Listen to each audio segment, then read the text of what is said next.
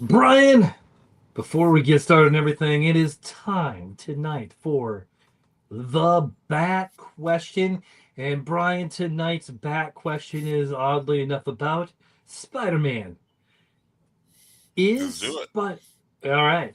Is Spider-Man the most versatile comic book character ever created? Not the greatest, not the most popular, the most versatile.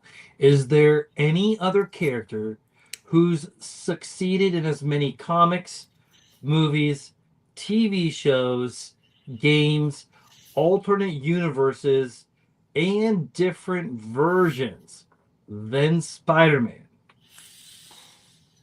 So, I know you want one answer. I'm going to give you two. That's All fine. right. That's fine.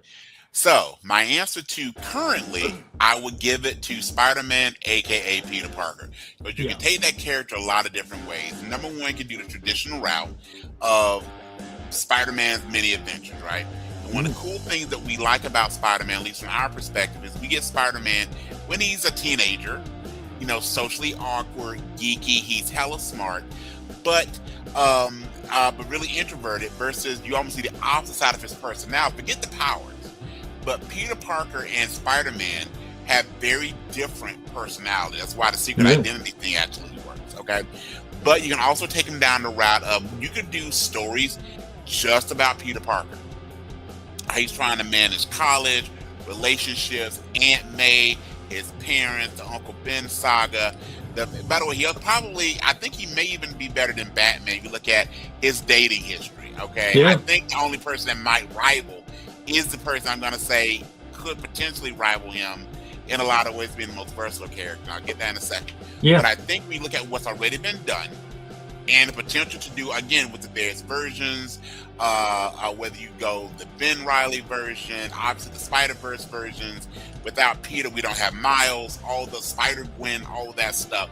So absolutely. He's also got, after Batman, I think the second best Rose Gallery. So you can just have multiple ways that he deals with villains, and I think Spider-Man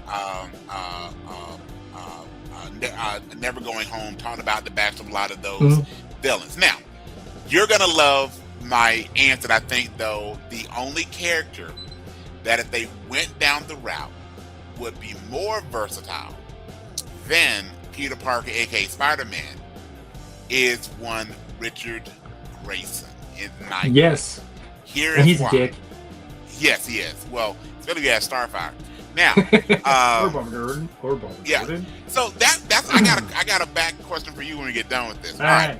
So with that, now we can do the traditional thing that we've done with Dick Grayson. He's the first Robin, the pressure of being the heir apparent to Batman. Also, all the things he's done as Nightwing with the Titans, with Bloodhaven, all that. But think about it. You could do all the versions. What if Dick Grayson's parents had never died? What about the different times he could potentially be Batman, became Batman? If he sets aside that, they've done so with him as a college student. Him becoming a father. My personal favorite comic of all time is Kingdom Come. So when he has Nightfire, what's that like to be a father? Him is, depending on the writer, he's got a relationship with Bruce Wayne that is sometimes father son, sometimes sibling, all the things, and his ward. So I think with your first question is who is currently the most versatile character ever? It absolutely is Peter Parker. Who could be the most versatile character is Dick Grayson, because think about it, in one version, he's a multi-billionaire because he's the heir apparent to the Wayne fortune, not just Batman's mantle, but to the Wayne fortune. What if though? What if he had grown up typical as one of the Flying Graysons, never been rich, all those things? So I think there's that. Also, he's just got more swag. I will say this. Dick Grayson has more swagger than Peter Parker. So, can you imagine, and this is actually a little longer than I want, but because that brings up a good point, if Dick Grayson was bitten by the radioactive spider Yes. in the DC universe, in DC, would we have gotten Peter Parker? Or you could really have done everything the same, except you have a Spider-Man as Robin, really. But and honestly, you could tell really a lot of the same stories. I think it would have been even cooler though, because number one, the costume would have been cooler. It would have been more of a dark motif. He would not be Spider-Man. He'd be like Sting, okay, or something like that. Right, No, a dark something. Think, he'd be DC's Black Widow. Yes, very much that. He would definitely be. He would be DC's Wolverine. I mean, he'd be very much a darker character. He'd be a step. He'd be Punisher with more of a better moral. That'd be a Jason Todd. If Jason Todd is bitten by a radioactive spider, he'd be a. There's that. Yes. I mean, that's gonna be a whole thing anyway. We could go down all the Robins. Yes, what they would make a spider, how they lived in by a spider, or expose the gamma radiation, all the things, right? But yeah, I think you could also have that really cool, interesting standpoint if he inherited the spider powers. So we as fans can fan cast it all day. But here's my other question for you. Yeah, so we oftentimes compare Rose Galleries of Spider-Man's Rogue Gallery, Green Goblin, Hydro Man, Electro, all those, to Batman's Rogue Gallery, Joker, Catwoman, Scarecrow, all of those. Who has the better? And there's always back and forth. I'm partial to Batman, so it's gonna be Batman. Yeah. You can make an argument for Spider-Man, and I think it's 1A, 1B, whichever we want to go with that. It's Batman. It is Batman, but like. You're right. The three people with the best rogues gallery in all of comics is Batman, Spider-Man, and the Flash. Yes, you know, but Batman. And there's a dip between the first two and Flash. Flash is really good though, but there's some space there. So here's my question back to you. So we've discussed the rogues gallery.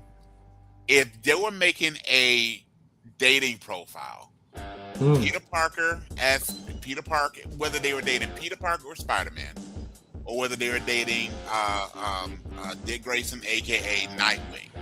So on one side you've got Mary Jane Watson, Felicia Hardy, Gwen Stacy. On the other side you've got Starfire, Barbara Gordon, Huntress. Thank you, Huntress. Black Canary can go both ways. I mean, I've heard her and Ollie. Never mind. But so if you had to break it down, which one of them have the better dating history? Nightwing or Spider-Man? Oh, dang, man. That is a tough... Who got better, and whose would you take? I mean, probably the better dating profile is going to go to Dick Grayson, because Dick Grayson doesn't have to put anything in it to be a good profile, because that's just Dick Grayson. He's the man. As Dick Grayson, he does well. As right. He does well. And all the girls in the DC comics want a piece of Dick. There's a reason why he wears a domino mask. Okay, he's not trying to cover up all that, right? Yeah. Okay. Peter Parker, on the other hand, he's a nerd, and he doesn't. His profile is going to be like analytical. I mean, he's going to go to ChatGPT, and he's going to be like, oh, how do we? Yes. And you can say his dating, his swagger increased thanks to Mary Jane Watson, right? Oh, yeah. Okay. All right. So with that being said, I think we can agree that on the Gotham family wins on the Rose Gallery and the dating profile, but Peter Parker, when he gets you in the web though, or again, the still one from No Way Home, does the web come out of any other places? Yeah. Oh, love it. All right, welcome to Bat Signals from the Multiverse, the Signal Scan, the weekly show where we break down everything that's lighting up our bat signals from across the multiverse, from comics to movies, TV to gaming, and even a little wrestling. If nerds are talking about it, we're scanning for it. I'm the B-Rad himself, the Emperor of Awesome, the Nerd Dad Brad. Let's see what we got. But with me I have the unverified twin. You know what? Hold on a second.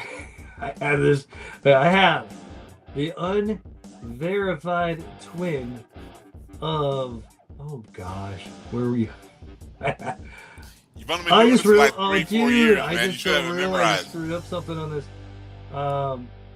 Okay, well, I'm glad this is live, because I have with me the unverified twin of Macho Man Randy Savage, buzzsaw in the pinky finger. I have the unverified twin of Tobey Maguire in his dance moves. Yes, sir. I have the unverified twin of J. Jonah Jameson in the hairline. I have the unverified twin of William Dafoe's Green Goblin in his smile. And yes, I have the unverified twin of Shamar Moore in the nipples. 3 for a loop today, buddy. I will say, though, if I'm going to steal anyone's dance moves, it's going to be Obafemi. Oh, yeah, that's all you need, buddy. Well, that's Yes, a perfect segue. What are we talking about? Sir. All right, sir. So, we're going to talk about all things in the world of Spider-Man. So, we're going to talk about Spider-Man. We're going to talk about some wrestling. We're going to do our Mount Nerd More. We got some games. We got some fun. And rubbing my hands like Birdman. My name is Brian S. Dennis. Well, this week, the S stands for Web Slinger. All right, my friend. Lead us off, brother. All right, man. So what are we talking about? So, like, as far as comic goes, we'll start out with some comics. Sure. The big one that I read this last week was Batman number 12, written by Matt Fraction. And it is fantastic. This is the issue that we get to meet Verity Pennyworth, the great niece of Alfred. Batman's been without a butler for a while, and this one already knows the identity. And although I thought that would have been a pretty cool thing they could have gone to, secondary storyline, but why wouldn't she? But yes, the great niece. Maybe you think this that's a will call handbook? Like if you're Batman's butler, yeah. Is there like an NDA you got to sign up? Like think about the people that work for Bruce Wayne. Okay, so you think about and the ones that know. So there's the Pennyworth. I'm sorry. There's a lot of people that know Bruce Wayne is. So there's the Pennyworth. There's the Fox family. I mean, there's lots of people who are on the Wayne/Batman payroll. All right, and you know that would be great negotiation. So like if I'm Batman, because that's the dream, right? So if I'm Batman, and you, Brad, go ask for a raise, and I go, I can't do that, and you maybe, well, I might forget to, not share your secret of what you do at night, right? So, that would be really interesting. I think they play with that a little bit in The Dark Knight, where like, so when the one accountant figures out that Bruce Wayne and Batman are one and the same, Lucius Fox, who's such an underrated performance by Morgan Freeman, when Lucius Fox points out that your client, one of the richest men in the world, also spends this night beating up bad guys, you're going to blackmail him, right? But some intrepid and then he gets saved by Bruce Wayne. Yes, some intrepid person would bring that up. Like, wait, you said I didn't meet my goals?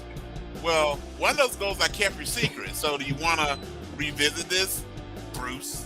Right? Yeah. That would be the thing. You got to add the hard B on it, Bruce. Right? Yeah. End with like the oos, like straight up like Jimmy Uso, like oos, like throw it out there. How you feel about it? Bruce? Yeah.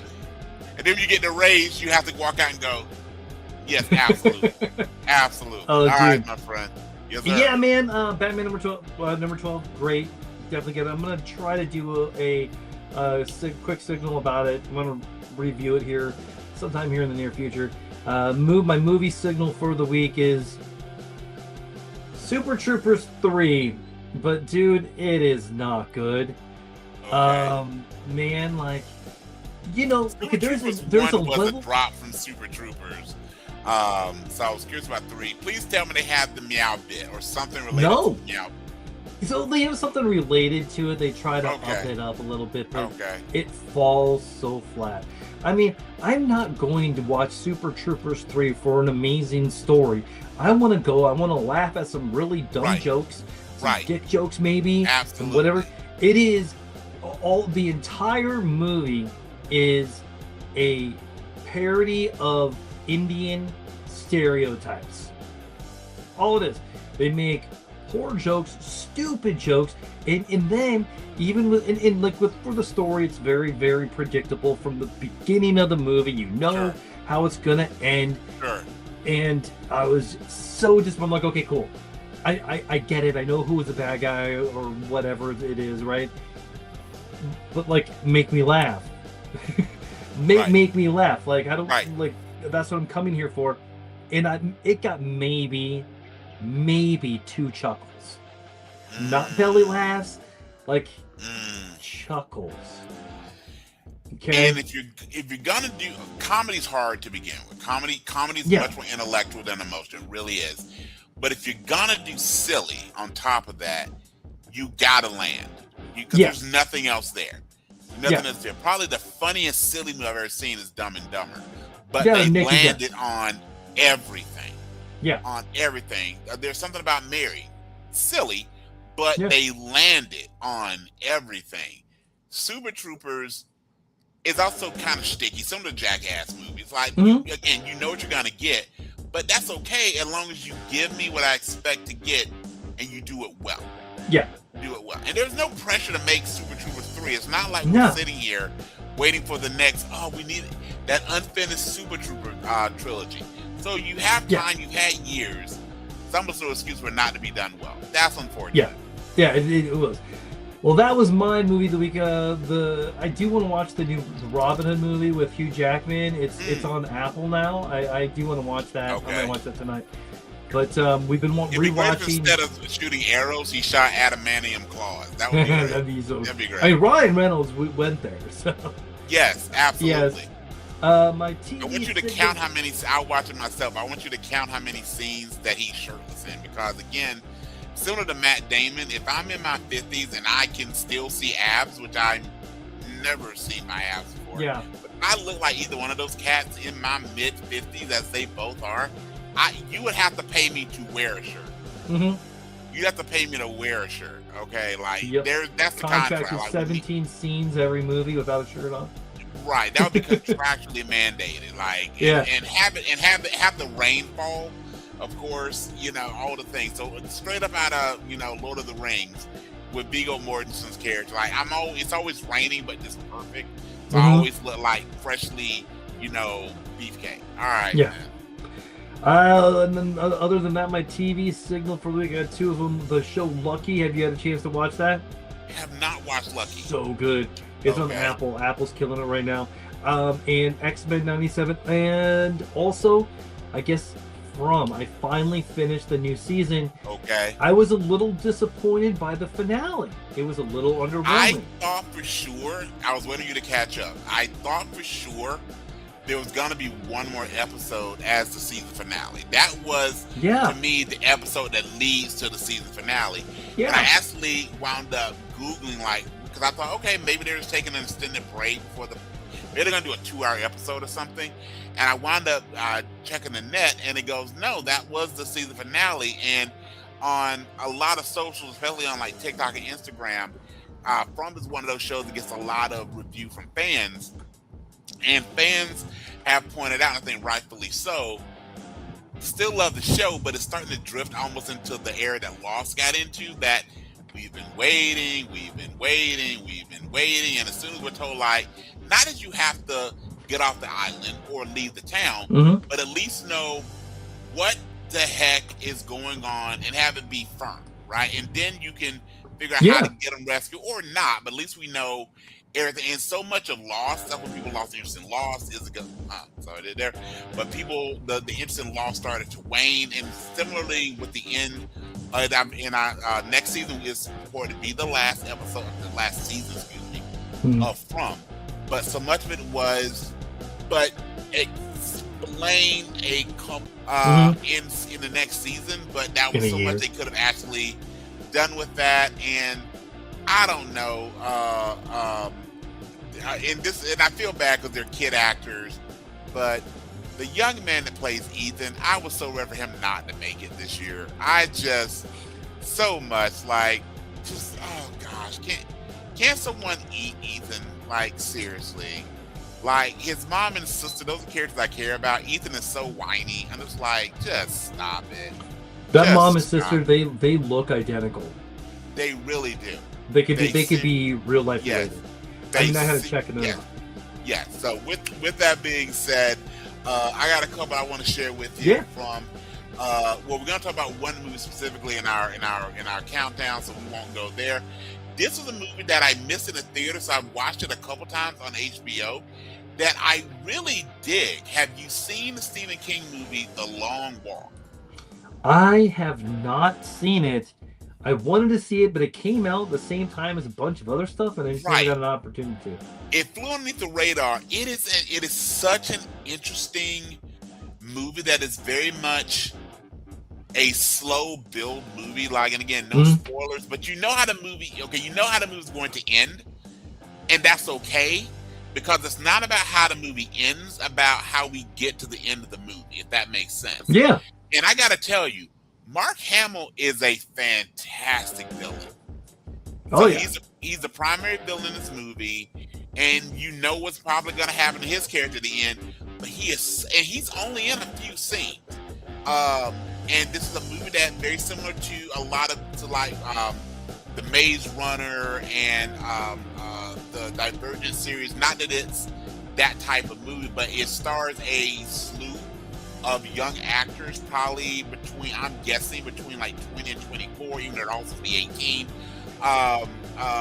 And they all do a great job of holding the movie up, and it's really about how when you go into something that you know it's only going to end one way, but you still try and maintain your humanity in it. It is very much, it's a darker version of the Hunger Games.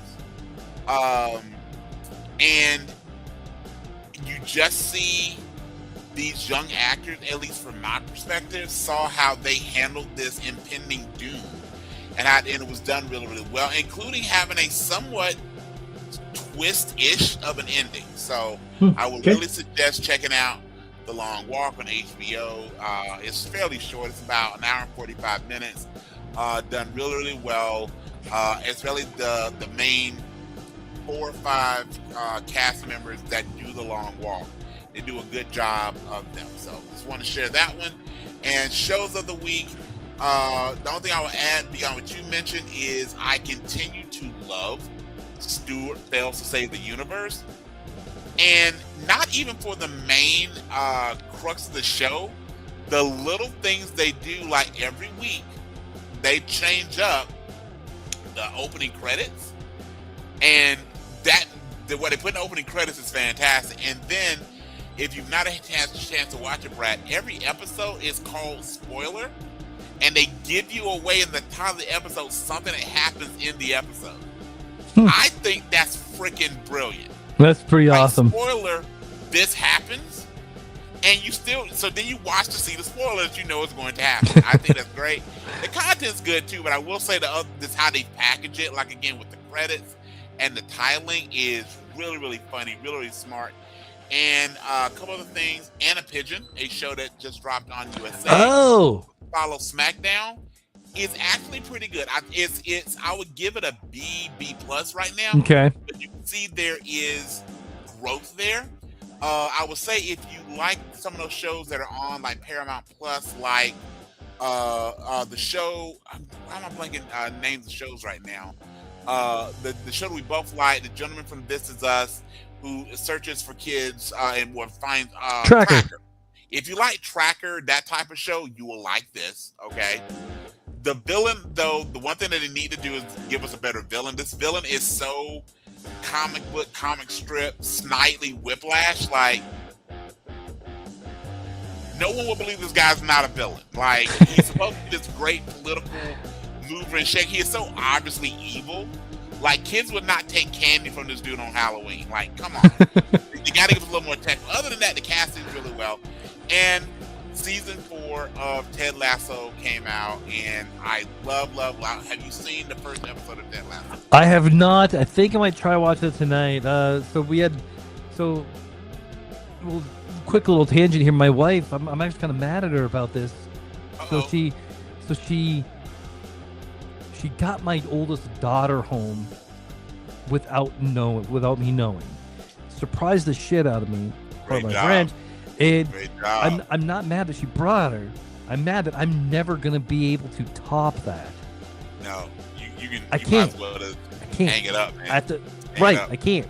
So I'm a little bit But you there. have to buy like a new house and surprise her. Like, I mean, and I don't even know if that would do it. I don't even know if No, that she's would the accountant. She's in Yes, so she knows the money moving around. She knows where all Hey, the we money just is. had a credit check. What's going on? Yeah, absolutely. yeah. So, but anyway, yeah. That Also, you don't want your wife seeing that you bought a new house. Like, wait, right. what's this Without for? consulting her. Right. Okay. Well, remember you brought Kendall home without me knowing. That's one. Good job. I will tell you this about Ted Lasso, no spoiler, because you definitely should check it out. That means it's a good thing. It is a very not soccer team related episode, and it's very much about the whole show is called Ted Lasso, and while it's about Ted Lasso, this is very concentrated about Ted Lasso and who Ted Lasso is away from the team, and for better or for worse, what not coaching has done to Ted Lasso. Oh, okay. Yeah, because the last season, man, was not that great. I've rewatched the series a few times. I will say, the second season is my favorite season. Other than if anyone's not seen Ted Lasso, spoiler, I really didn't like them turning Nathan into a villain. I thought he was such a likable character the first season, and you could see the build in the second of what was going to happen. And then the third season, he's such a jackass for like 5 episodes. And then he feels bad and quits. By the way, you're the head coach, and this is where, again, we know this is a fictional show, but you're the head coach of one of the biggest franchises within the show, and you just up and quit that job and go and move home with your parents. Like, that's the thing that I will say with the show, if I hadn't, and I'm seriously nitpicking, they do a good job with the players of showing these are folks that have money and wealth and the cars the players drive, and they're younger, right? Obviously, but they don't go and do a good job, and they show with the ownership. But the coaches, I'm assuming this is supposed to be a mid-level, so not the highest level, but a mid-level soccer team. They almost make the coaches seem like they're just almost like high school coaches. Like, no. Head and beard are gotta be wealthy, but they don't like. And it's cool that they don't have them lean into the wealth. I'm not saying that, but something's like, you just make it sound like, shucks, Ted. No, Ted. If this was a real soccer coach, is a multi-millionaire. So yeah, okay. So Ted was having a different life. He was real. So. Right. And I'm also jealous of Jason Sudeikis' mustache. I've never been able to grow a mustache that cool. So, all right. Me too, man. I tried, but yeah. All right, buddy. It's time for some WWE, because here the signal always shines on the WWE. Brian, take it away. All right. Are you about to smell what I'm cooking? And Bradley, as always, want to wrestle. Okay. Here we go. So, I'm going to quickly run through the Survivor SummerSlam card from last weekend as we're recording. We went through our head and heart picks. I'm just going to see how we did on these. So as I'm looking at these, first off, we'll just go quickly here. So Liv Morgan versus Io Sky. Liv Morgan retained. I was a little shocked. I thought that Io would win, but I'm glad that Liv retained. I think there's more to be done with the Judgment Day. I also really want the Judgment Day to be good for no other reason than this. It is really hard to have an authentic heel in wrestling anymore. Since we are past the days of kayfabe, everybody knows that it is staged, choreographed. I would never call it fake, because it's not. When you get hit with a chair, you get hit with a chair. But with that, it's predetermined, probably the best way of looking at it. Because of that, so and with all the things that the WWE does to show their wrestlers, baby faces, heels, whatever, right, wrong, and different, we get to know them as people. And we see that a lot of the heels are some of the best people. So it's hard to maintain that facade of, I hate your guts.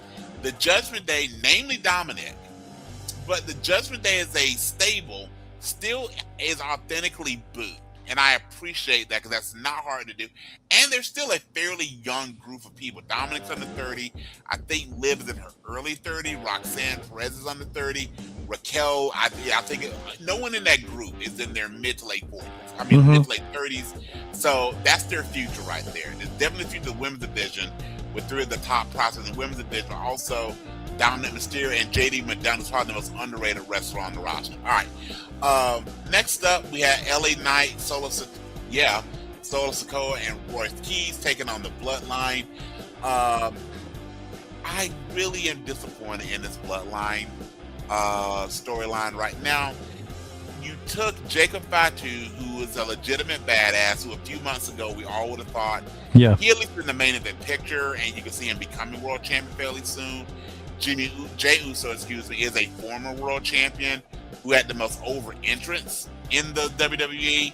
And then Jimmy, who I really like Jimmy, was hoping to see Jimmy get a little more work on SmackDown away from the Bloodline.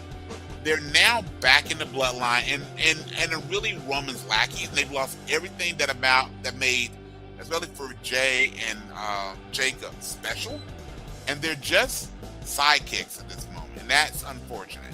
The Usos aren't even really wrestling as a tag team anymore. It's all the Roman's not around. We'll just deal with these 3 random guys, and not only that, and they lost. Okay.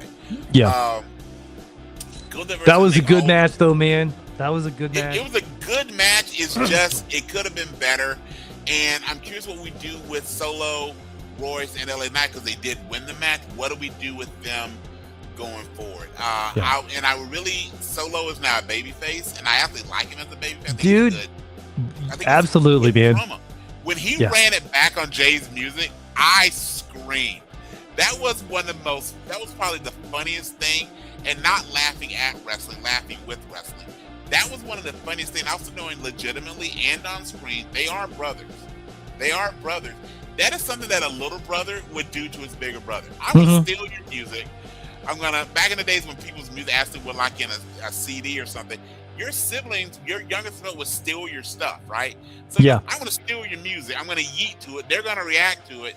That was gold. Gunther versus Nick Aldis, probably my second favorite match of the night. Aldis looked fantastic. We both were texting that we would love for Aldis to get a match at WrestleMania. Based on what happened on night 2, I don't know if that's a thing, but he did a great job. He lost to Gunther as he should. He tapped out as he should. But for a guy that had not wrestled in over 3 years, he did a great job. He did a fantastic job. Fatal Influence taking on the Bellas and Paige. This match stunk. Yeah.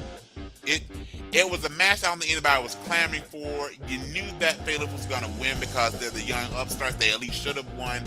And then you saw 2 things happen that are really unfortunate. We saw the Bellas turn on Paige. That ends the alliance, but this is the same thing they did when Becky Lynch came back at last year's WrestleMania. Won the tag belts with Lyra Valkyria and turned on Lyra. I mean, it's paint by numbers thing. And then in the midst of that, Brie, right after Nikki came back from her hurt ankle, Brie injures her shoulder. So there's no win there. Let's say about that match to be better. Then we got CM Punk versus Cody Rhodes. All right. Yeah, I mean, it was the shit for sure. But it had probably, there were 2, I would say, wow factors in over the weekend. One on night 1, one on night 2. The wow factor happened here, which is our friend is back, Randall K. Orton, with that RKO literally out of nowhere. And Punk wins, and that does 2 things. Number 1, gives Punk more time with this reign, which we're going to talk about more on night 2.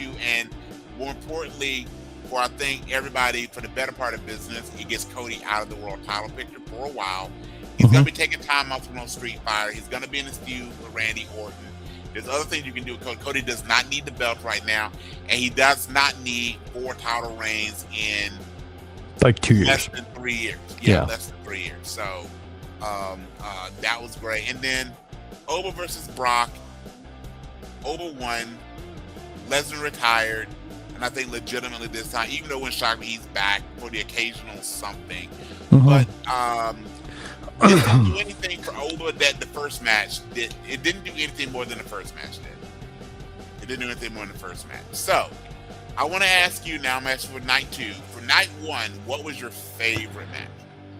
My favorite match was probably Aldis and Gunther. I can see that. And what again? I think we already know. What was your least favorite match? The Bellas and Paige and Fatal Influence. Yes. It could have been a Raw. It could have been a house show. There were a couple matches, and I think that's been the. I didn't mean to interrupt. That's been one of the thoughts online, at least, has been, including some very well established wrestling podcasts, have been a couple of these matches that you could have taken off and had them on Raw or SmackDown, instead of it being 6 matches on night 1 and 6 matches on night 2. You could have lost 3 matches, 3 of those matches, put them on television, free TV. The next day. Yeah, and then had a 9-match card instead of a 12-match 2-night card, a 9-match 1-night card, and it would have been one of the better cards of the year. Yeah. One of the better cards of the year. Okay. Both 6-person tag matches could have been taken off, as well as it's great for comedy, but I think the Danhausen match could have been on again Raw. Okay. Yeah, it was fun. It was fun. It was for the kids. It was for the kids. For me, my favorite match was honestly Liv and Io, just because I love that finishing sequence that they did. Yeah, that was cool. Io and Liv are both fantastic, and I absolutely love them. Okay. When it comes to night 2, we've got starting off with the other big surprise of the night. So we're going to have the Fatal 4-Way determine the number 1 contender. That was supposed to be Sammy versus Finn Balor, but then we get Gunther added to the match, and then we get, finally he's back, your twin brother, Kevin Owens. All yes. Right? And he got emotion. Did you notice when he comes in and turn around from the screen for a minute? You could see the emotion. I love his new ink, by the way. He figured I'm going to be gone for a year and a half. Might as well finish my sleeves. Came out, had a great match. I wish he didn't use the stunner as his finisher, not because it has to do with Stone Cold. It just isn't as cool as when Stone Cold does. It doesn't look as impressive. I love this pop-up powerbomb, but given the finish that Oba uses, I get to trying to do something else. It's also probably easier on his body than the pop-up powerbomb. But he won. He's going to have a match, and we found out SmackDown is going to have that in SmackDown in a couple weeks in Toronto. So he's going to challenge Punk in Canada. Then we've got Corbin winning the U.S. title from Trick Williams. While the belt hasn't changed yet, I'm assuming the furry belt will go away. I tell you what, I'm going to interrupt you because I feel this is very, very important. Okay. I have given Trick Williams a lot of hate. He's not been your favorite. He's not been your favorite. He may not have been my favorite. But after watching him on Unreal and watching him perform without the toilet paper, I'm a fan. Okay. We're now 3 for 3. It's Penta, there, man.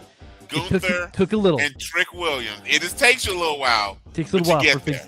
I am a very, very hard-headed man, and so sometimes it takes a little bit for things to seep in. That's fair. But I am a fan of Trick Williams. Okay. Whoop that trick. I know. And I think I think when you look at that dominant Brock Lesnar, while not the same gimmick as Taker, but you look at that guy that's gonna be the guy that rarely loses. If he loses, they're gonna give some time out, like a count out of disqualification. Someone interferes. That's gonna be Oba. Oba is hence Brock's moment of saying, "I'm the past, he's the future." That's gonna be Oba. But you look at that guy that's gonna be there night in, night out, that can be both babyface and heel with all the charisma. And you know, one of the things I dislike about LA Knight, I feel like he's playing parts of The Rock versus Stone Cold, and to me it's more of an act than anything.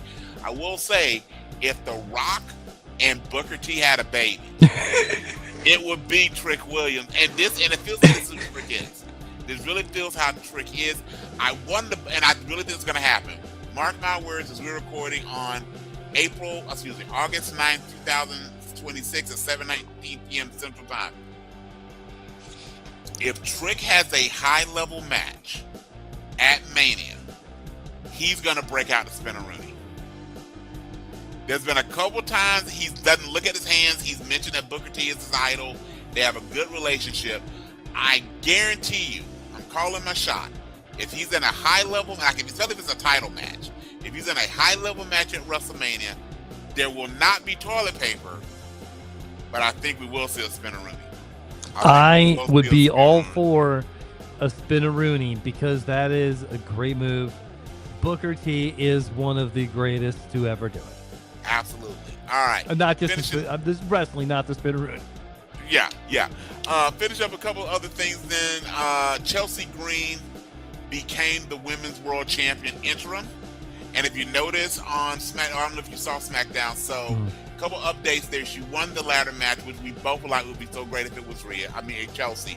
But a couple things after that match came about. Rhea Ripley, who's the Women's World Champion, needed to have, WWE Women's Champion, had to have knee surgery. They did not say what the surgery was, but she's obviously going to be out for a while. So when Chelsea came out on SmackDown on Friday, if you didn't see this, she was wearing a t-shirt that had the interim above Women's WWE Champion, and it was actually crossed out and said permanent.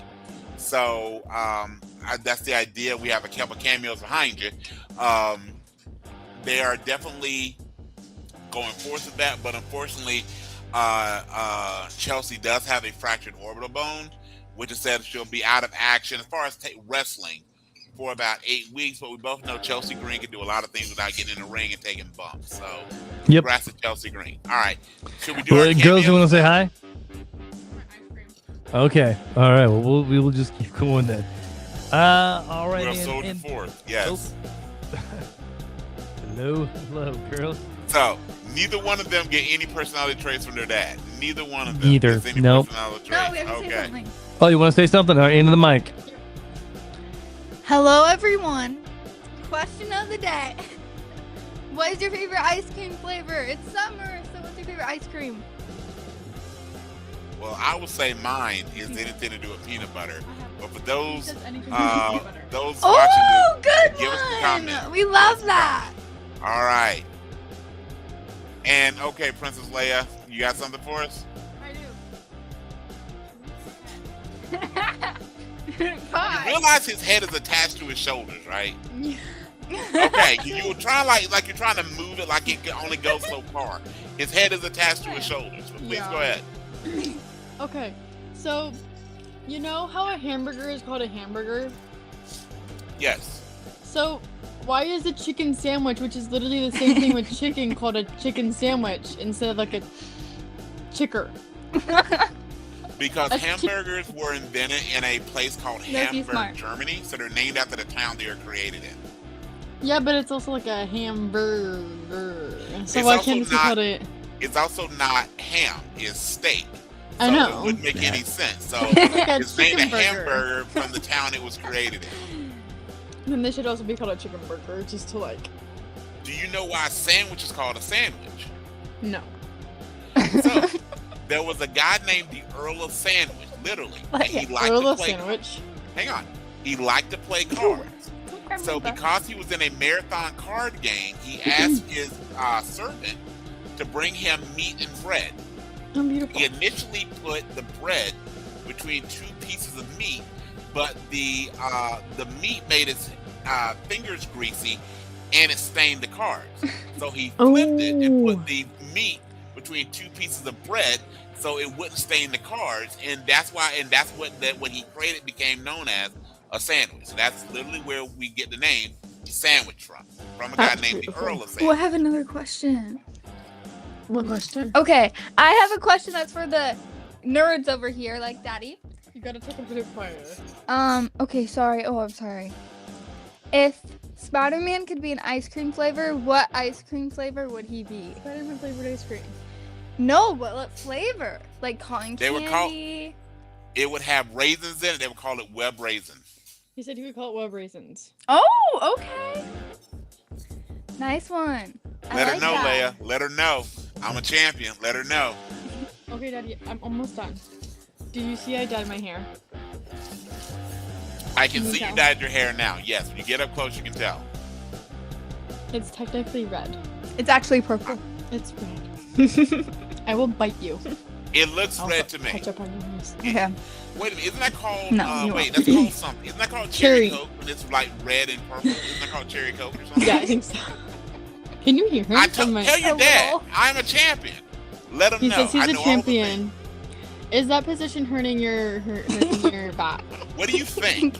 What do you think, girls? Do you think having his head turned at a 95-degree angle, maybe that's uncomfortable? Yeah. Here. Wait, do you still have that little flyaway from your beard? Let me see. Yes, you do. Oh, I still want to What- flick that. No. Oh my gosh, give me the headphones back.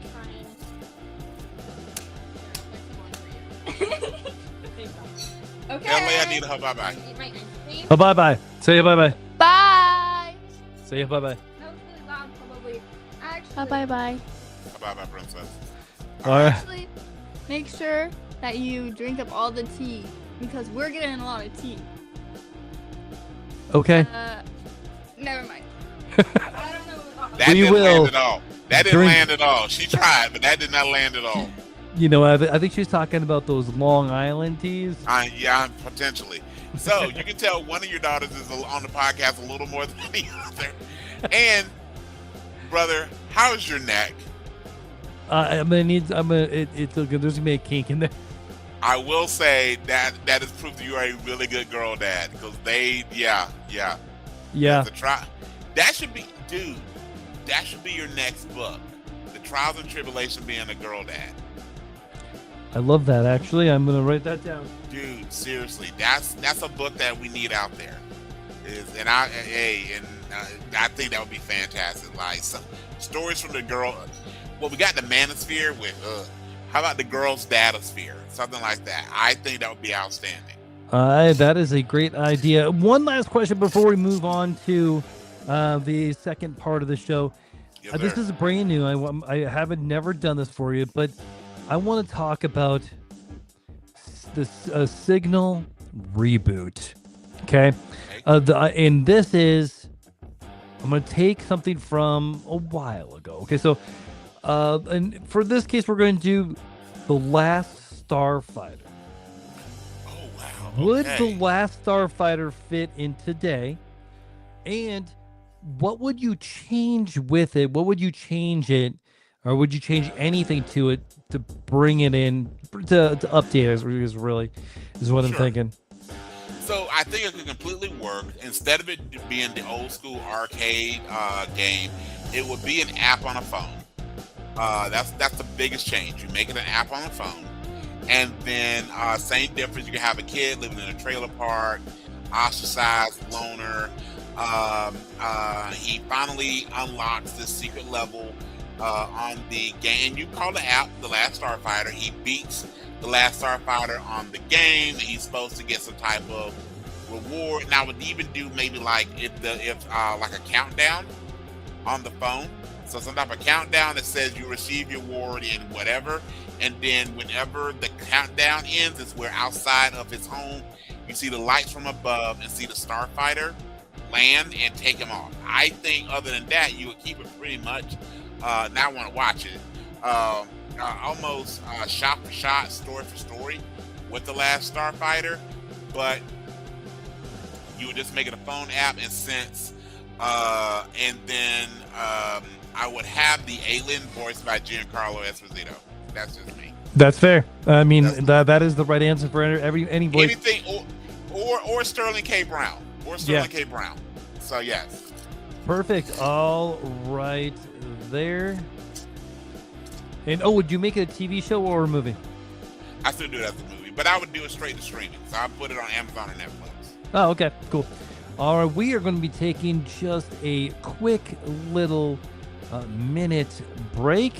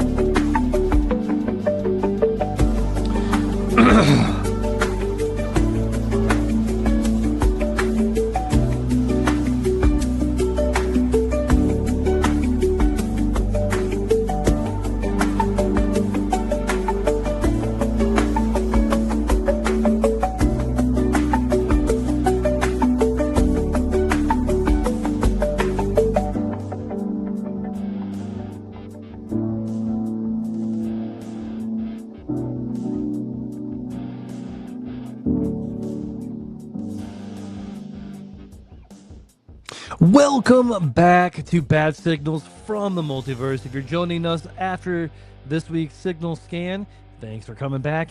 If you're just finding us today, welcome aboard. And if you're watching live, you might be a little confused. Now, let's answer this week's signals.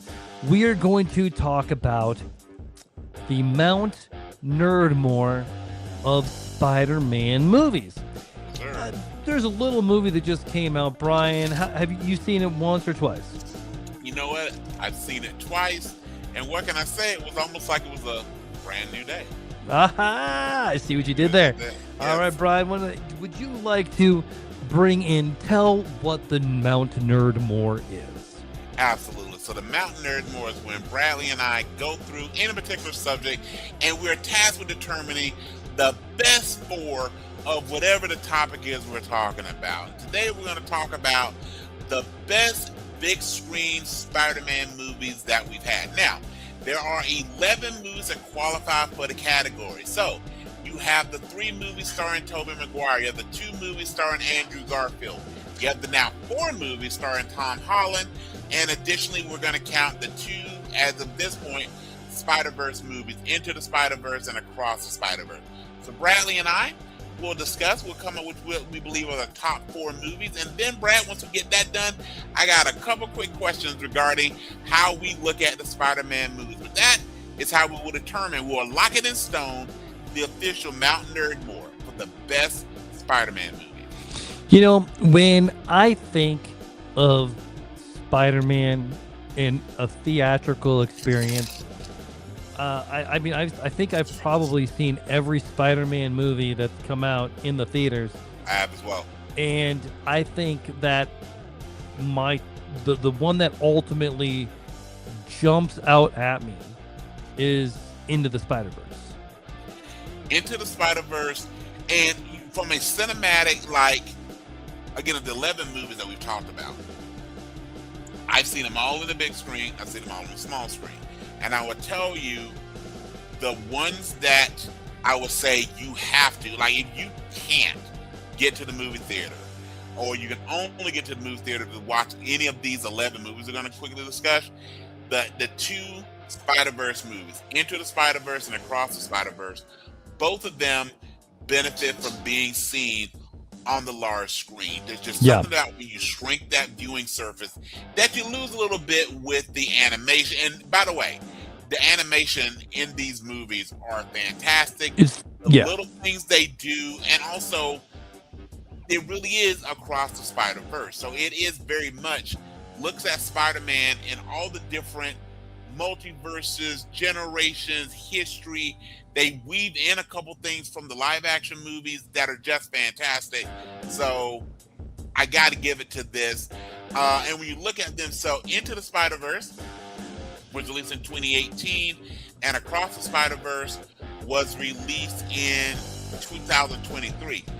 Me personally, I like Across the Spider-Verse a little bit better, but I think, like anything else, you got to start with the first. So Into the Spider-Verse is definitely there. I think in the top 4, one of those movies definitely needs to be there. And of course, it gave us Miles Morales. And that's the thing about this. This is led by not Peter Parker. It's led by Just go ahead. Well, so what do you think? I mean, one of these have to be in the Mount Nerdmore. And honestly, right. I think it's the right decision to do the first choice here. So, do you want to go across, or do you want to go into the Spider-Verse? You know, I'm good at either one, but because I ranked them pretty much almost back to back, because I decided I would rank all 11 in my head to kind of get my head wrapped around it. I will say, with Across the Spider-Verse, the central character, you can make the argument that Across the Spider-Verse, the central character is actually more Spider-Gwen than Miles Morales. So, because it's about Spider-Man, I'm good with saying Into the Spider-Verse. We got Into the Spider-Verse as one of our top 4. Okay. All right, man. After that, what else do you? So let's start from the beginning. Now, with the Tobey Maguire Spider-Man, one of them is going to be in the top 4. Absolutely. To me, it's Spider-Man 2. 100%. Okay, 100%. Cool. Yeah. How about this? we probably can agree that's going to be Spider-Man 2. We definitely say it's not Spider-Man. Spider-Man 3. Yeah. Okay. All right. I mean, the Tobey Maguire Spider-Man 4 movie would have ranked higher, and it never happened. Well, or did it? Or did it? Yes. Yeah. But when you look at that with Alfred Molina as Doc Ock, we start to see Harry Osborn's further descent into it was on the soundtrack for movies. I mean, it was all the things, right? Yeah. Then I just checked. Spider-Man 3 came out in 2007, and The Amazing Spider-Man came out in 2014. So 7 years. That's not a lot of time in movie life to completely redo a franchise. Look at it this way: Avengers 1 came out before The Amazing Spider-Man. Yes. Which is kind of crazy to think about. Which also, I guess, was kind of be my point. His movies. So we saw the Tobey Maguire movies exist when there was no MCU. We saw Tom Holland's movies being integrated into the MCU. You can make an argument that the Spider-Verse movies are MCU adjacent. Yeah. He was actually going up against the MCU. Yeah. With that. And unfortunately, we didn't know who Andrew Garfield was. Andrew Garfield's an amazing actor. Yeah. And The Great Faraway Tree comes out in a couple weeks. Yes. Love him in so many of his other movies. But with that being said, do you see, let's do about process of elimination. With our two spots left, would you put either The Amazing Spider-Man in 2012 or The Amazing Spider-Man 2 in 2014? Would you put either of those movies? No. Okay, so we're going to leave those out. I agree. So what that leaves us then is we have the Spider-Verse movie, we have the original, so you have the other Spider-Verse movie, Across the Spider-Verse, you have the original Spider-Man movie with Tobey Maguire, and then you have the 4 under Tom Holland. So let's just do recency bias if we can. Yeah. We both just saw Brand New Days. I've seen it twice. How many times have you seen it? I've seen it twice. Okay. It's not on my list. Okay. I don't think it is not. No, I don't think Brand New Day. I think that is probably my third favorite Tom Holland. And I think as you talked it out, while I still enjoyed it, I think I can ride with you based on this. I think that's what it is. What made the first viewing of it, even though we all knew the rumors, we're trying to figure out, was Jean Grey. Yeah. When you watch it the first time, even if you had, and I know some spoilers got out. Yeah. To see how they handled Jean Grey, and I love how they handled Jean Grey. I think Sadie Sink is done so well in this. Once you know that's a thing, that surprise factor is gone a little bit. Versus basically when it comes out on stream, you can rewatch it as many times as you want to. I will give you No Way Home holds up because again you've got all 3 live action Spider-Man. They built Doctor Strange.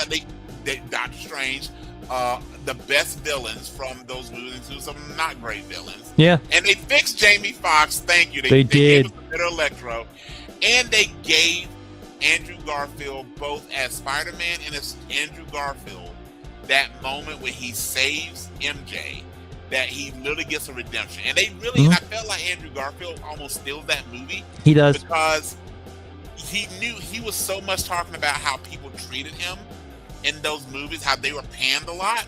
They're still, both of them are still better than Spider-Man 3, by the way.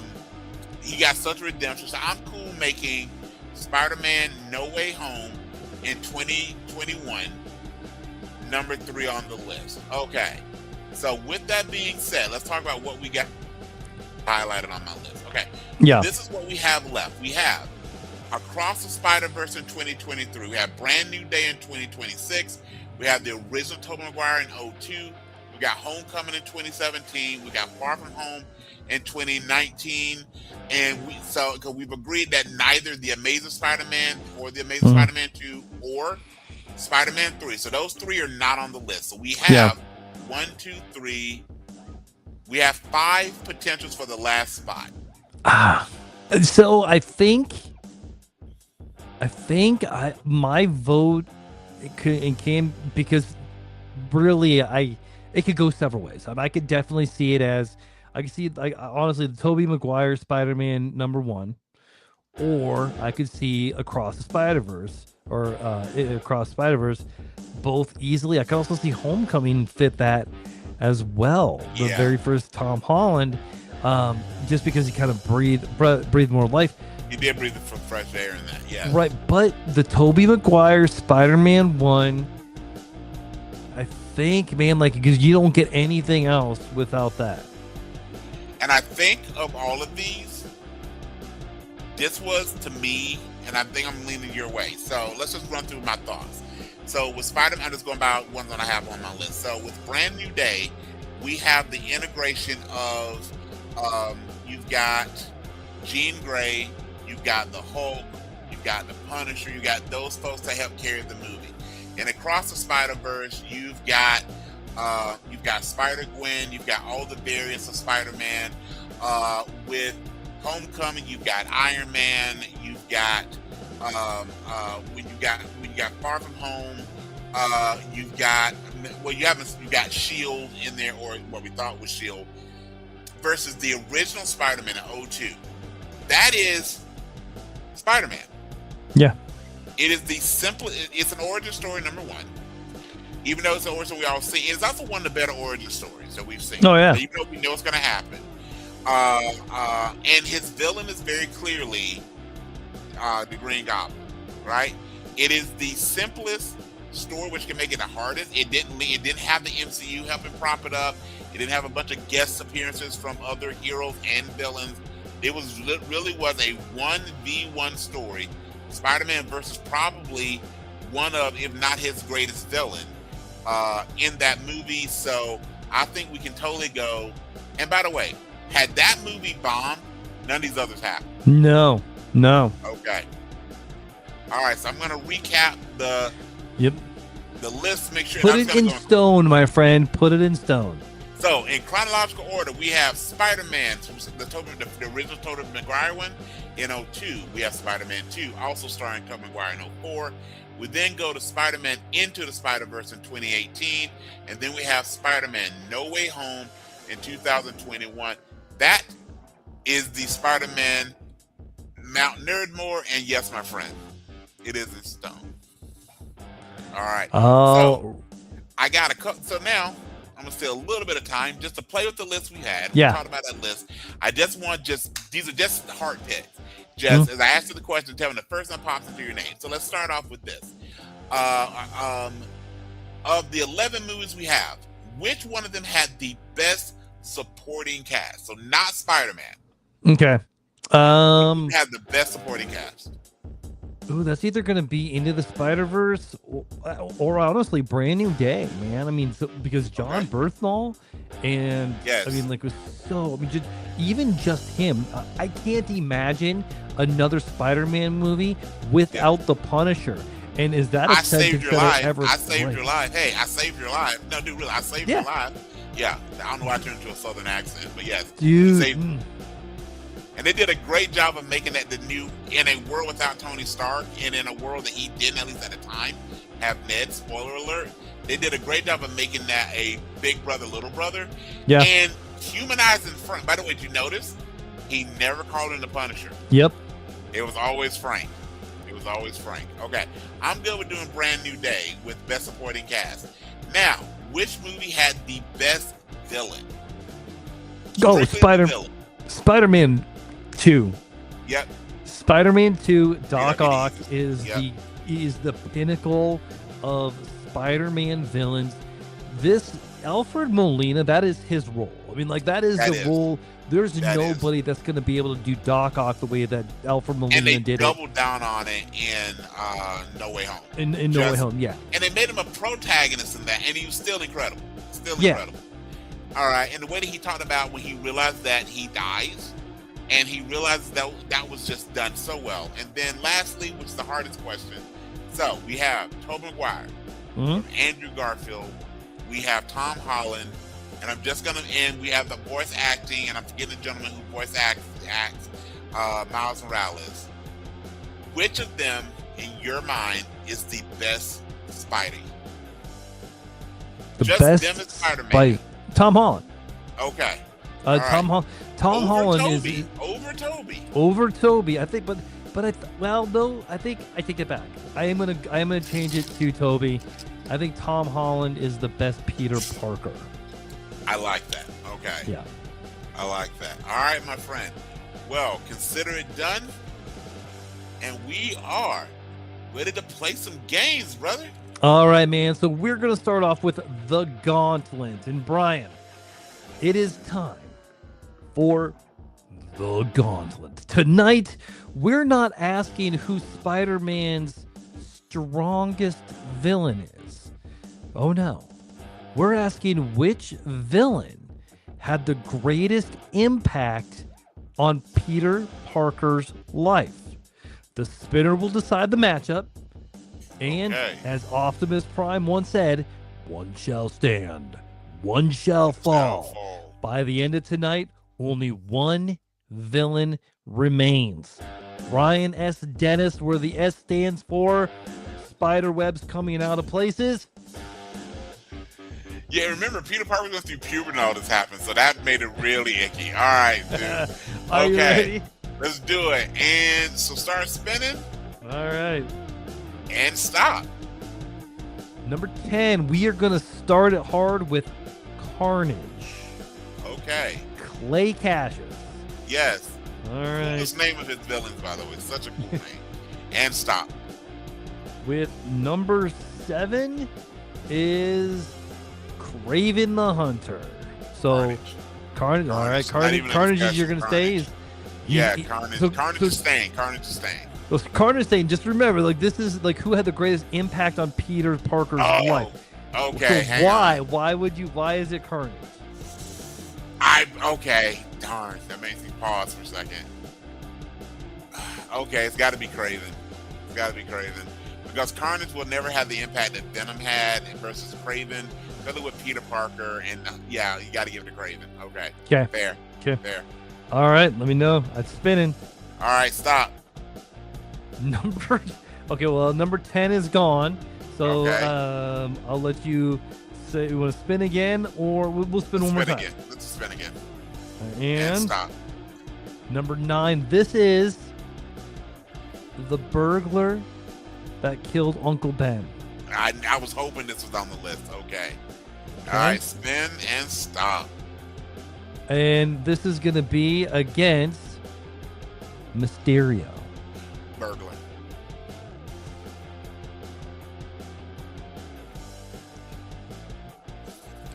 All right.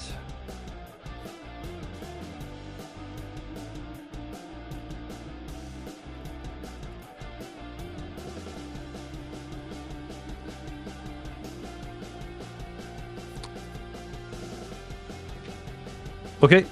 Tell me when. And all right, stop. Okay, and we're stopping on Electro.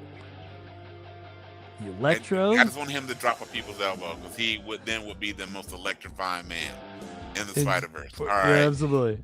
Okay, spin and stop. All right, this is going to be Electro against Kraven the Hunter. I'm going to go Electro. I'm going to go Electro with that one. Okay, we're getting rid of Electro. I think there's more history between Electro and Spidey, so I think that gives us more impact on Spidey's life. Oh, so you're going for you're eliminating Electro, or you're eliminating Kraven. I'm eliminating Kraven. I'm keeping Electro. And to clarify, the previous bit, I kept the burglar and I eliminated Mysterio. Okay. All right. Okay, and what about this? Could you imagine if they reimagine this? Make Mysterio a luchador. Dude, he should be. He absolutely should be. Yes. All right, sir. Next one. If you're spinning, we can stop. Number 2 are the Green Goblin. All right. And if you're spinning, you can stop. All right, and this is going to be the Green Goblin versus J. Jonah Jameson, The Spider-Man villain, but somebody that Wait, Peter wait, wait. Parker looks up to. I was gonna say who had the greatest impact on Peter, not Spider-Man, correct? Both the same. Yeah, who's had the Well, greatest but impact on the character? I gotta go. He's J. not a Jonah villain Jam- to Peter. He's only a No, villain but to I Spider. still gotta go. The greatest impact is held by J. Jonah Jameson. As much as the Green Goblin, because there's Norman, there's Harry, then you've got the Hobgoblin. So I got, but J. Jonah Jameson holds a very specific impact on Peter / Spider-Man's life. So I'm going to J. Jonah Jameson. I am keeping over the Green Goblin. Ooh, that one hurts a little bit. That one does hurt you a little bit. Okay, does Going it? out of Green Goblin. Okay, all right. Let's see what we got I here. love it. All right, it's spinning. And stop. Number 7 is already been done respinning. Stop. And number 10 has already been called. Spinning again. Stop. Number 2, we are already been called. Okay, hit it one more time, brother. And And stop. all right, this one is J. Jonah Jameson Okay, and stop. Kingpin. J. Jonah Jameson and Kingpin. You know what? Spider-Man has a rose gallery of villains, and over time, Kingpin became more of a Daredevil villain. There still is only a unique space held by J. Jonah Jameson, and that mixture of he's employed by a guy who's trying to destroy the reputation of the alter ego. I gotta keep J. Jonah and say goodbye to Wilson Fisk. Okay. Yeah, and you're 100% right. If this was about Daredevil, Kingpin would be a lot higher. Yes, yes. If you're spinning, let's stop. All right, and one more. Spinning and stop.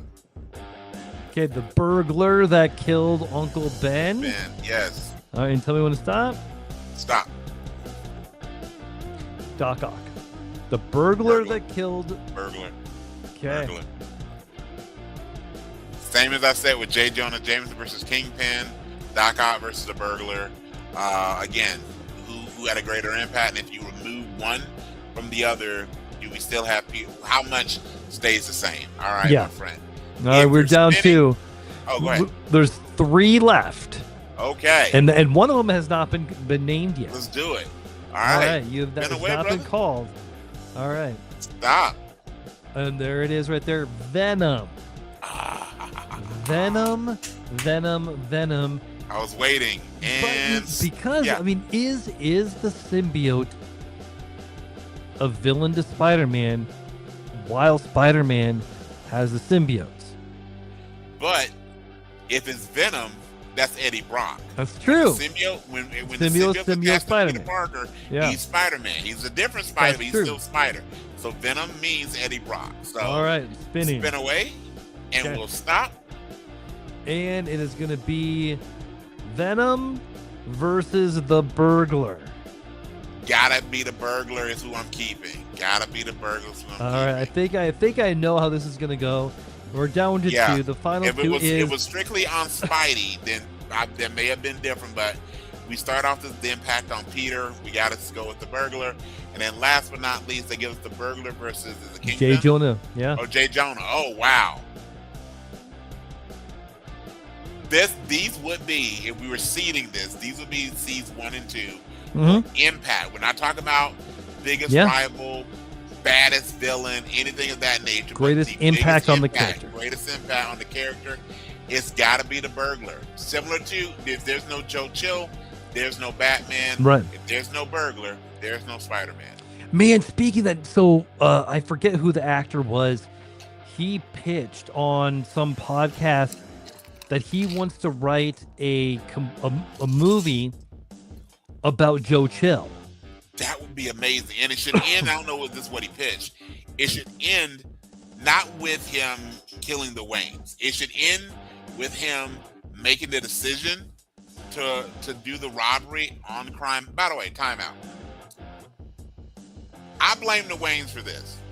If your kid has a panic attack in a play, a movie, opera, I think is what it was, and you have to exit, why are you exiting on a street that's literally called Crime Alley? By the way, if there's a town and you have a street called, instead of because it's an alley, and the alley is literally called Crime Alley, wouldn't you just have a car just sitting there? Yeah. Just like, hey, where might crime happen? Crime Alley. Yeah. You know what we should do? What? Put a patrol car, and then a station at crime. Why don't you build the police station across the street from Crime Alley?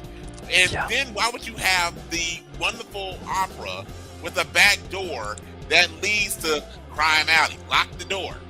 Just lock the door. So, hey, Martha, Tom and Martha, this is your fault. I just saved Bruce's internal struggle, so then there will be no Batman. I understand that. Yeah. But it's not. Ra's al Ghul was right. Ra's al Ghul was right. It was Thomas Wayne's fault. As most things in this world, Liam Neeson is correct. It was his parents' fault. It was his dad's fault. With that being said, for your attorney, I gotta take the burglar over J. Jonah Jameson. Awesome. I love it, man. That is it for the gauntlet. Okay. Brian, you got a game for me as Yes. well.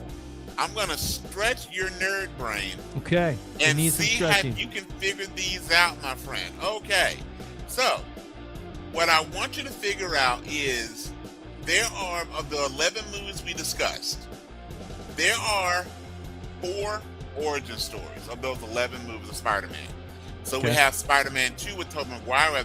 We have the Amazing Spider-Man in 12 with Andrew Garfield.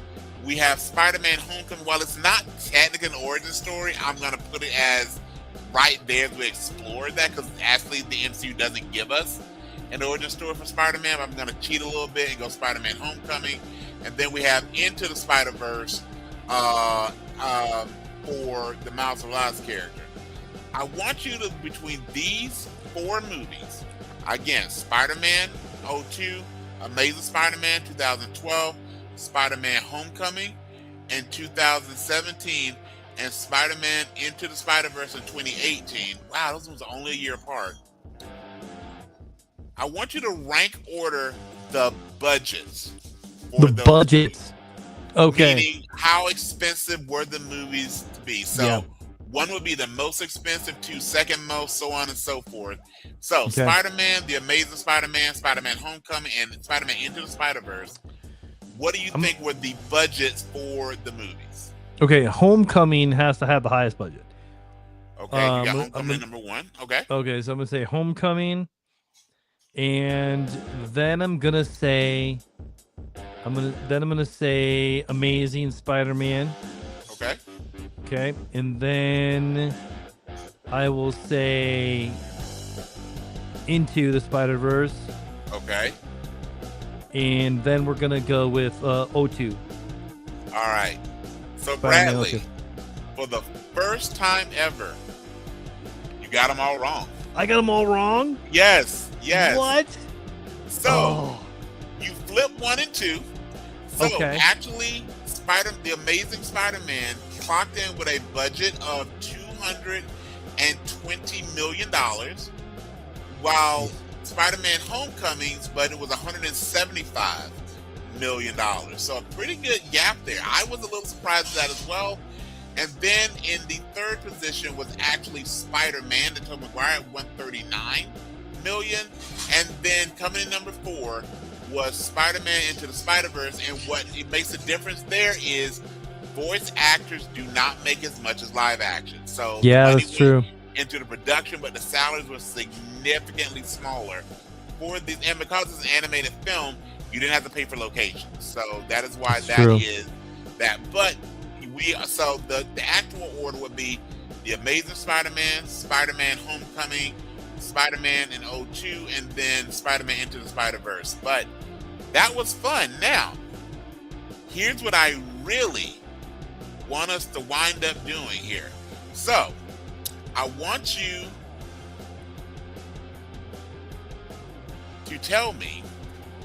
I looked this up, and there's actually a list that came out a few years ago of the greatest Spider-Man villains. So of the 11 movies, I picked the primary, because some of these movies have multiple villains. So I picked what I viewed as a primary villain, and I want you to tell me, based on a list, and I'm going to tell you the list yet, based on a list that was done a few years ago of the 50 best Spider-Man villains, where do these villains fall in that list? Okay. So there are 10 villains. I mean, there's 10 villains that 2 movies feature the same primary villain. And I'll tell you what that is in a second. But we've got 10 villains. I wonder if you can rank them based on the 50 greatest Spider-Man villains list, 1 through 10. And here they are in the order of the movie releases. All right. Lost yet? Here we go. So we have both Spider-Man and Spider-Man No Way Home featured the Green Goblin. Spider-Man 2 featured Doc Ock. Spider-Man 3, Venom Eddie Brock version. The Amazing Spider-Man, the Lizard. The Amazing Spider-Man 2, I'm giving it to Electro. He had more screen time than that, whatever that Green Goblin. You're saying, man. Oh, yeah. Spider-Man Homecoming, Vulture. Spider-Man to the Spider-Verse, the Kingpin. Spider-Man Far From Home, Mysterio. Spider-Man Across the Spider-Man, the Spot. And Spider-Man Brand New Day. I'm not going to list Jean Grey as a villain, because I knew she would be on this list. So the villain from Brand New Day I'm using is Scorpion. So again, Green Goblin, Doc Ock, Venom, the Lizard, Electro, the Vulture, the Kingpin, Mysterio, the Spot, and Scorpion. Rank them 1 through 10, and they are in the greatest villains in Spider-Man history. Okay, so I'm gonna say, let's do. I want to do Green Goblin first. Okay. All right, and then I'm gonna I'll repeat the do. list anytime you need me to, man. Okay, so we're gonna do Green Goblin, and then I'm gonna do. I want to do Doc Ock. Okay. Then we're gonna do Vulture. Okay. You know what? Nope. Venom first. Okay. Venom, Vulture, and this is comics and everything, right? This is movies. This is based on the movies. Sorry. Oh, just based on the movies. No, it is. Okay, It is. so- No, I'm going back to the list now. It is based on the entire canon. Yes. Okay, and, that includes and comics. just the movies, so not the comics. No. Yes. Comics included. I am so sorry. Oh, okay, yes, cool. Comics Okay. included. All right, and So then just to recap, make sure, because I might have lost you there. So right now you have Green Goblin number 1. You've got Doc Ock at number 2. You got Venom at number 3, and I believe you're doing Vulture at number 4. yep, Okay. and then I'll who else just- I got? Okay. So checking in who's left, we have the Lizard, Electro, Kingpin, Mysterio, the Spot, and Scorpion. Okay, we're gonna say Lizard, Okay. Mysterio. Okay. A 7. So I have the Spot. Who all do I have left? You have Electro, Kingpin, the Spot, and Scorpion left. Electro, Kingpin, Spot, Scorpion.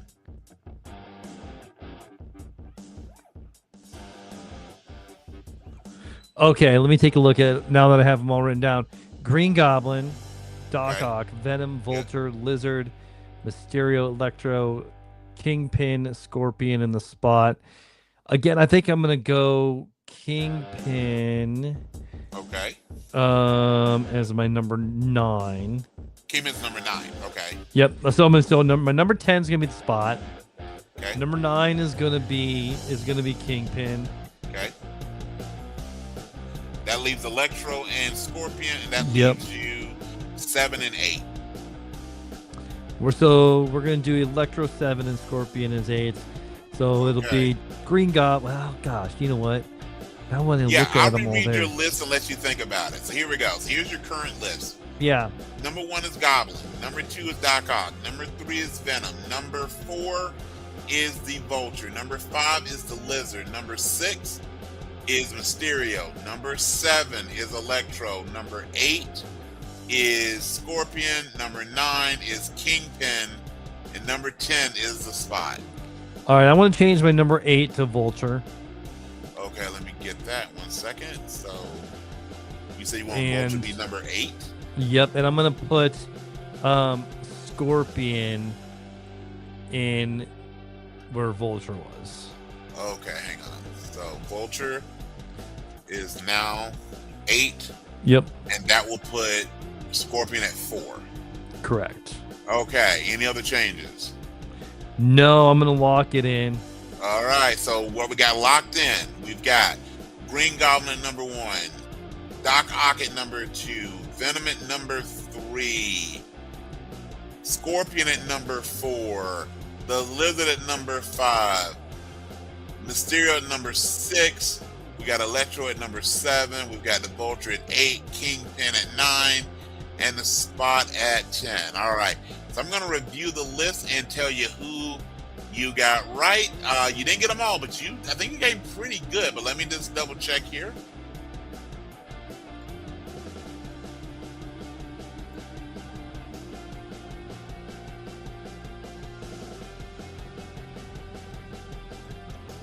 All right, we've got 1, 2, 3.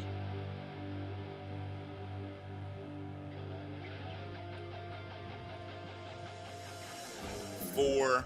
You got 4 right, and then the rest are in the middle. But given these, I think that's really good. So let's start off. You start off really strong. You got the first 3 exactly right.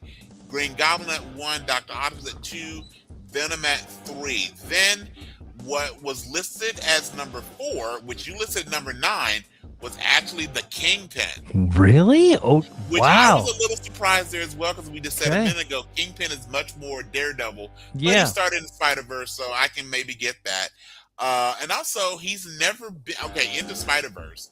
But if you think about where he's been shown within the big screen, he's been Daredevil's villain.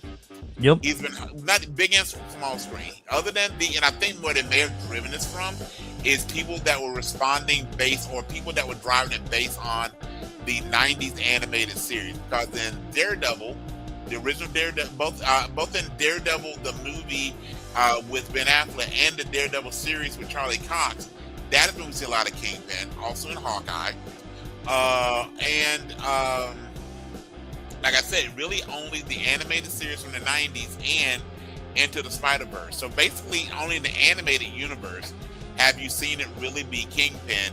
In the live-action movies and in live-action shows, it's been Daredevil. So a little interesting there. All right, so number 5. You were really close on this one. You had Mysterio at 6. Mysterio is actually 5 on the list. At 6, you had, again, you're 1 off on a lot of these. What you had at number 6 was the Lizard. You had the Lizard number 5. In the list, it was number 6. The list missed. Then you again 1 off. So for 7, it was the Vulture. You had it at 8. For 8, you had the list had Electro. You had Electro at number 7, and then number 9, you had the list at number 9 had.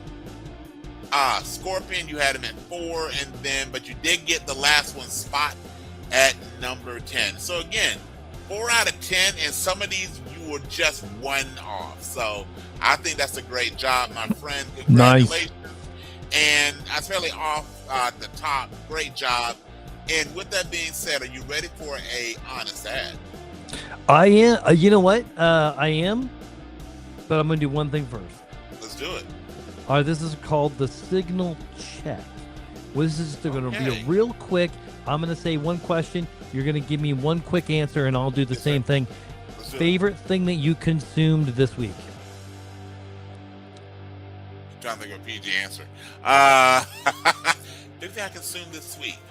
Oh, geez. Oh. Why is this so hard? You know what? I had a Reese's parfait from a local grocery store. It was a Reese's peanut butter parfait, and that was really good. So that's gonna win. All right. Okay. For me, it's just some pizza. Nothing super funny, but okay. Next is One hot take. What's your hot take of the week? That Sadie Sink, while she was great, would have been better as Mary Jane Watson. Ooh, you know what? I agree. Okay, that's a good one. What should everybody be excited for about next week? Not going to the Iowa State Fair. I wonder what your honest ass is gonna be.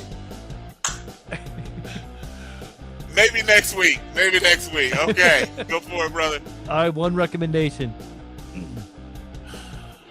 See the Odyssey if you've not seen it. Yeah. All right, cool. All righty, man. It's good. Time for the honest ad. All right, my friend. Those were fun. Okay.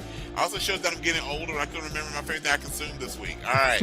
All right. So we've been talking Spider-Man this episode. So I figured I would give an honest ad for a character that is still very conspicuous by her absence from the MCU, which hopefully we'll get soon, which is the other MJ, Mary Jane Watson. She's so central to the Peter Parker character, so central to the Spider-Man character. Sometimes she's his girlfriend, sometimes he's been friend zoned, and yes, sometimes they're actually married. Let's talk about the honest ad from Mary Jane Watson. The Red Ranger, the Ginger Warrior, Spidey's other half, step to this initial outlaw, and it will definitely be your last. It only takes 2 letters to scare her rivals away. I'm talking about the one, the only, the real MJ. She doesn't have the powers of Black Cat or the connections of Gwen Stacy, but get caught in Peter Parker's DMs, and she will make your whole world hazy. Unlike Ned Lee's and the Osborn fellas, she doesn't need a costume that is green or yellow. While he can fight off Hydra Man, Carnage, and Rhino, when facing off against his actress, he simply cannot say no. His partner, his wife, and just like mommy, she's always on top. Face it, Tiger, you hit the jackpot. Boom, boom, boom. And The she does have a famous couple MJ of quote. comic covers that were pulled from the shelves. Yeah. And if you ever gone to a con, everybody wants to see who dresses as MJ and who dresses as Starfire. Those are the ones that, which also, strangely enough, Brad, has to do. There's some of those covers that have gotten pulled from comic shops. Like, yeah. So those would probably lead the two of, should your kids go to cons when you know people are grown adult women are dressing as Mary Jane Watson and Starfire? Yes, sir. Yes, they should. Yes, I have my ticket. All right. With that being said, Bradley, please, who is your Better Known Female of the Week? I have to give this to my wife and my oldest daughter, As you Haley should. and Kendall. As Kendall you should. surprised. They both surprised the crap out of me. I'm never gonna be able to get one over on them. Love you both. And again, I don't know how I'm gonna figure out a way to win this unspoken war for who can do these things better, but you know, You have to win Powerball. That's it. You have to win the lottery. there you go, and I did buy a Powerball ticket because Yeah, and then to sign the 800 check some million. over to your wife, by the way. Right. Here, just take the mammoth. As an accountant, that might not be the worst idea in the world.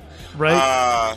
And for me, buddy, just because we made this about Spider-Man, and we've talked back and forth, I really did enjoy Brand New Day. I'm thinking if it's not in the top 10 when we do our year-end list, it's going to be just on the outside looking in. And it's obviously starring Tom Holland, and if you follow any of the socials, Tom Holland is a really good egg.